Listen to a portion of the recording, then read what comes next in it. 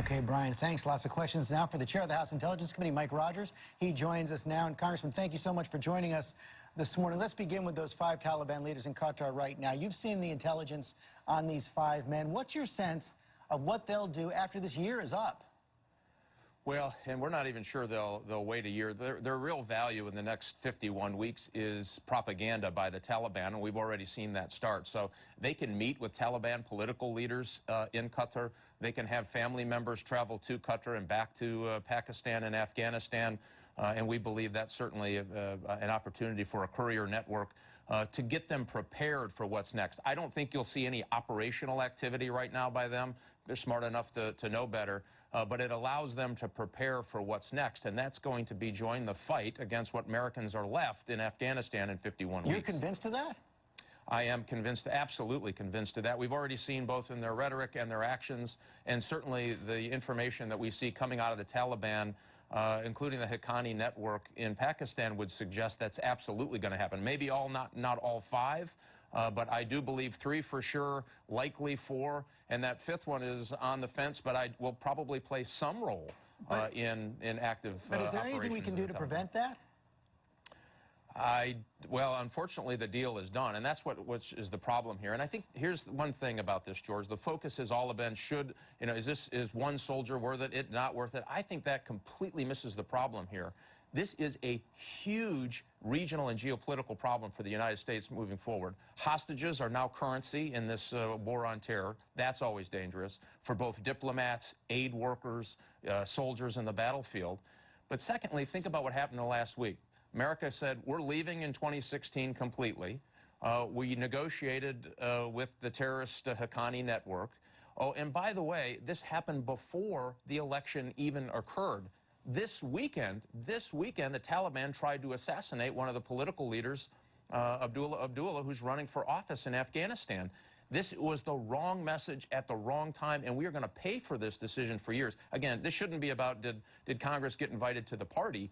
This is all about this honest discussion about what the ramifications of this are. So you're very clear. You've been very clear. You said you would not have made the trade. But what about that bedrock principle of the soldier's creed, I will never leave a fallen comrade? Well, but the problem, George, is that this hostilities haven't stopped. Normally, that's if the hostilities have stopped. There are other options, and this was what's so angered for those of us who have followed this for years.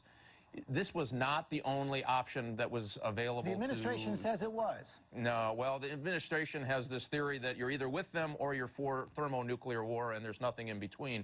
That's just wrong. And so the reason they avoided Congress, this isn't about we didn't get invited to the party, so we should have our feelings hurt, is because we can empower all of the people, diplomats who disagreed with this decision, intelligence folks who disagreed with the decision, military folks. That voice never got heard in the final discussions leading up to this deal. That's why you engage with Congress. We can empower those voices. We can get those questions asked so you don't make a mistake that actually might jeopardize diplomats, aid workers, and soldiers as we move forward. And that's what my fear is as we move forward. If Bo Bergdahl had been captured during a battle, would you still be opposed to this deal? Yes, I would, because we haven't used all the options that are afforded to us. Remember, he was in Pakistan, not all that far, we believe, from an ISI and their intelligence service and military outpost. So now there's 2 other, an American and her husband's Canadian, we believe is in Pakistan. Bergdahl was in Pakistan, certainly Osama bin Laden, Pakistan. You get a reoccurring theme here. In the FBI, George, we would call that a clue.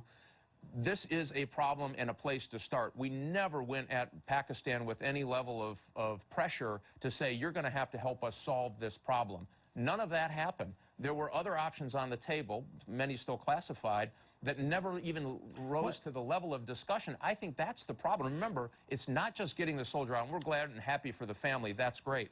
But it's a bigger ramification of what this trade means to Afghans that we've asked to risk their lives trying to free that country of the Taliban, what should including happen, women.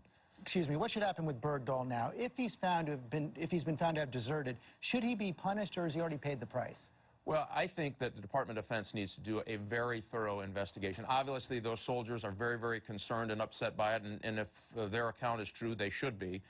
You jeopardize other soldiers when you walk away from your post, period and end of story. And that's a serious, serious matter in a combat zone. but it needs to be thoroughly investigated by Department of Defense. The administration trying to change the narrative through these anonymous or leaks to the paper about what the deal was and wasn't, none of which I found credible, by the way. It needs to stop. They just should stop all of that. We ought to have a full discussion right now about the policy implications, broader implications that have just occurred. Final question. Lindsey Graham has raised the prospect of impeachment. If President Obama releases more Guantanamo prisoners without approval from Congress, should impeachment be on the table?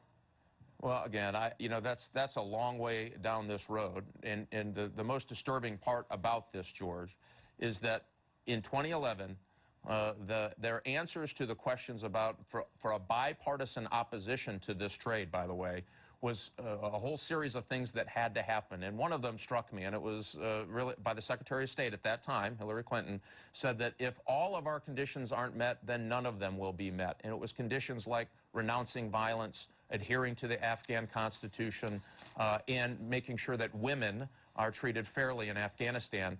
We got none of that. I think that's where we ought to focus right now. We have made a serious, serious geopolitical mistake.